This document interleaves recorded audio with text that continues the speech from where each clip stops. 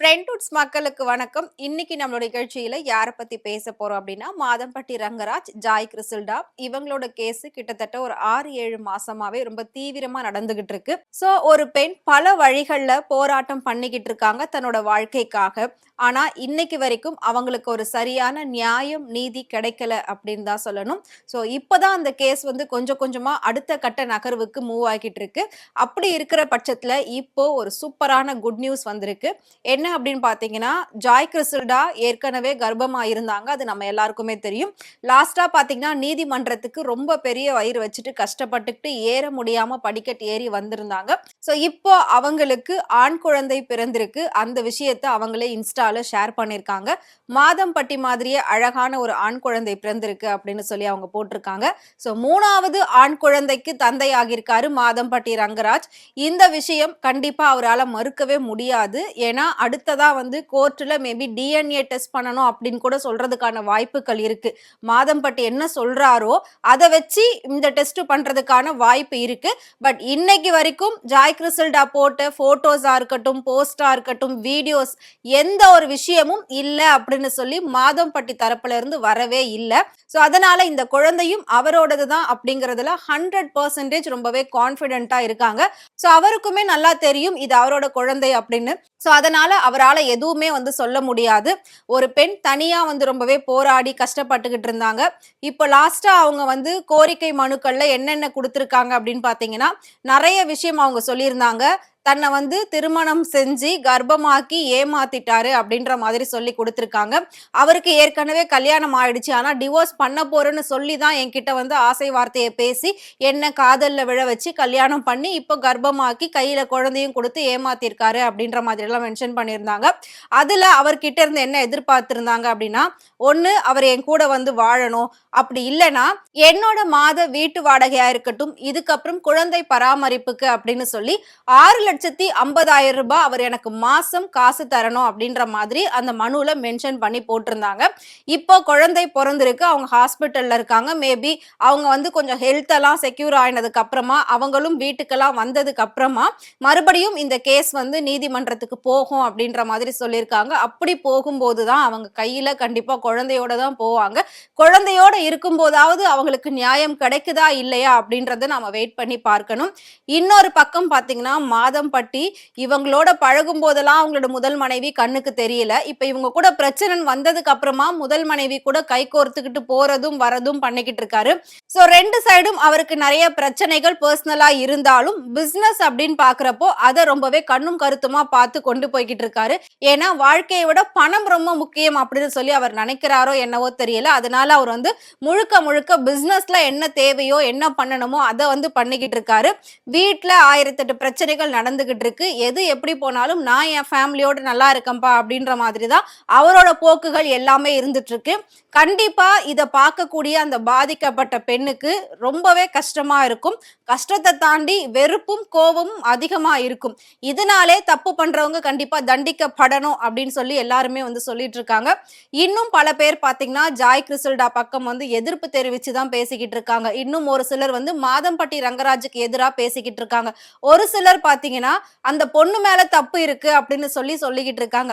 But 2 பேர் மேலயுமே தப்பு இருக்கிறது தான் வந்து உண்மை. 100% 2 பேர் மேலயும் தப்பு இருக்குது. ஆனா பெண்கள் எங்க விழறாங்க அப்படின்னா, நான் ஏற்கனவே ஒரு வீடியோல சொல்லியிருக்கேன், காதல் அப்படிங்கிற அந்த உண்மையான அன்பை எதிர்பார்த்து தான் விழறாங்களே தவிர சொகுசு பங்களாவையோ காரை பார்த்தோ சொத்துக்களை பார்த்தோ பணத்தை பார்த்தோ எந்த ஒரு பெண்களும் ஆண்கள் கிட்ட விழறது கிடையாது.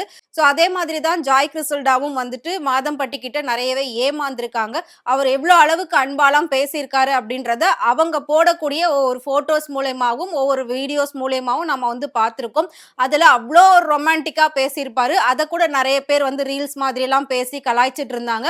ஏன்னா அந்த விஷயம் அவ்வளோ ரொமான்டிக்கா அவ்வளோ சூப்பரா இருந்தது பார்க்கும்போதே. ஓய் என்னடி பண்ற பொண்டாட்டி? Miss you, love you. வீட்டுக்கு போய் சாப்பிட்டுட்டு குளிச்சுட்டு ட்ரெஸ் மாற்றிட்டு வந்துட்டேன். இன்டர்வியூ முடிஞ்சிச்சு. 4 o'clock அங்கே மீட்டிங் இருக்குது. 3:30க்கு கிளம்புறேன். காஃபி குடித்தேன். மிஸ் யூ, லவ் யூ, டாடா. ஸோ அப்படியெல்லாம் பேசினா எந்த பொண்ணுக்கு தாங்க பிடிக்காது, எந்த பொண்ணு தாங்க விழமாட்டாங்க அப்படின்ற மாதிரி தான் இருந்தது. ஸோ மேபி ஜாய் கிறிசல்டாவுக்கும் அதே தான் நடந்திருக்கு. அவங்க இப்பவும் வந்து அவர் சேர்ந்து வாழ்ந்தார்னா எனக்கு சந்தோஷம் தான். என் கூட வந்து வாழட்டும். என்னையும் என் புள்ளையும் ஏத்து அவர் பார்த்துக்கணும் அப்படின்னு சொல்றாங்க. அப்படி பார்த்துக்காத பட்சத்துல மாசம் 6,50,000 லட்சம் ரூபாய் வந்து எனக்கு அவர் ஜீவனாம்சமா குடுக்கணும் அப்படின்ற மாதிரி சொல்லியிருக்காங்க. இந்த குழந்தைக்கு முழுக்க முழுக்க அவர் தான் பொறுப்பை எடுத்துக்கணும். அவர் தான் அப்பா. நான் அவரோட இனிஷியல தான் என்னோட குழந்தைக்கு ஸ்கூல்லலாம் குடுப்பேன். ஸோ பர்த் சர்டிஃபிகேட்லயும் பார்த்தீங்கன்னா, அவரோட பேரு, அவரோட இனிஷியல் தான் எல்லாமே வரும் அப்படின்ற மாதிரி அவங்க மென்ஷன் பண்ணியிருக்காங்க. இப்பவும் அவங்க இன்ஸ்டா போஸ்ட்ல என்ன போட்டிருக்காங்க அப்படின்னா, அழகான ஆண் குழந்தை பிறந்திருக்கு மாதம்பட்டி மாதிரியே அப்படின்னு வந்து போட்டிருக்காங்க. ஸோ அப்பா மாதிரியே குழந்தை இருக்கு அப்படின்னு சொல்லியிருக்காங்க. ஸோ இந்த விஷயம் பல பேருக்கு சந்தோஷமாவும் இருக்கு. பல பேருக்கு வந்து கோபமாவும் வருது. ஒரு சிலர் இதுக்கு வாழ்த்துக்களும் சொல்லியிருக்காங்க. ஒரு சிலர் எதிர்ப்புகளும் தெரிவிச்சிருக்காங்க. ஸோ இதுவரைக்கும் அவங்களோட கேஸ பத்தி தான் நம்ம நிறைய பேசியிருக்கோம். இப்போ குழந்தை பொறந்திருக்கு அப்படின்ற ஒரு குட் நியூஸ் தான் உங்ககிட்ட நான் ஷேர் பண்ணியிருக்கேன். ஸோ இந்த குழந்தைலாம் பொறந்து நான் சொன்ன மாதிரி அவங்க ஹெல்த் எல்லாம் வந்துட்டு ரொம்ப கியூர் ஆகி அதுக்கப்புறம் அவங்க வீட்டுக்கெல்லாம் வந்ததுக்கு அப்புறமா திரும்பவும் 3 மந்த்துக்கு அப்புறம் இந்த கேஸ் வந்து கோர்ட்டுக்கு வரும். வரும்போது என்ன தீர்ப்பு வருதோ மேபி அதுதான் ஃபைனலா இருக்கலாம். ஒரு பெண்ணுக்கு கண்டிப்பா நியாயம் கிடைக்கணும். தப்பு பண்ணவங்க தண்டிக்கப்படணும். இந்த தப்பு இதுக்கப்புறம் யாரும் பண்ணக்கூடாது அப்படின்ற அளவுக்கு எடுத்துக்காட்டான ஒரு தண்டனை வந்து அவருக்கு கண்டிப்பா கிடைக்கணும் அப்படின்ற மாதிரி நிறைய சமூக ஆர்வலர்கள் சொல்லியிருக்காங்க. ஏன்னா இன்னைக்கு அந்த குழந்தை பிறக்கும் போதே அப்பா முகத்தை பார்க்கல, அப்பா யாருன்னு தெரியாம அந்த குழந்தை வந்து இருந்துகிட்டு இருக்கு. ஸோ இப்படி ஒரு சூழ்நிலையில பல குழந்தைகள் இதே மாதிரி வந்துகிட்டு இருக்காங்க. ஸோ இதுக்கெல்லாம் கூடிய சீக்கிரம் முற்றுப்புள்ளி வைக்கிற மாதிரி தப்பு பண்ணவங்களுக்கு தண்டனை கடுமையா இருந்தது அப்படின்னா ஸோ அவ்வளவு சீக்கிரம் தப்பு பண்ண தோணாது, யோசிப்பாங்க. ஸோ அதனால தவறுகள் குறையறதுக்கான வாய்ப்புகள் இருக்கு. இது வந்து இன்னைக்கு நாம சொல்லல, காலங்காலமா எல்லாருமே சொல்லிக்கிட்டு இருக்காங்க. தண்டனைகளை கடுமையாக்குனாங்க அப்படின்னா தவறுகள் குறையறதுக்கான வாய்ப்பு இருக்கு அப்படின்றதுதான்.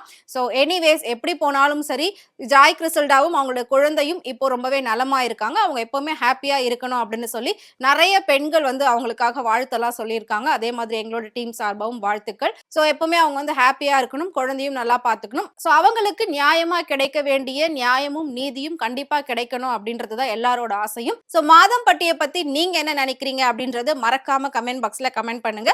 இதே மாதிரி சினிமாவை பத்தியும் சினிமா நடிகர் நடிகைகளை பத்தியும் டே பை டே அப்டேட் நீங்க தெரிஞ்சுக்கணும் அப்படின்னு நினைச்சீங்கன்னா மறக்காம ஃப்ரெண்ட்வுட் சேனலை ஃபாலோ பண்ணிக்கோங்க.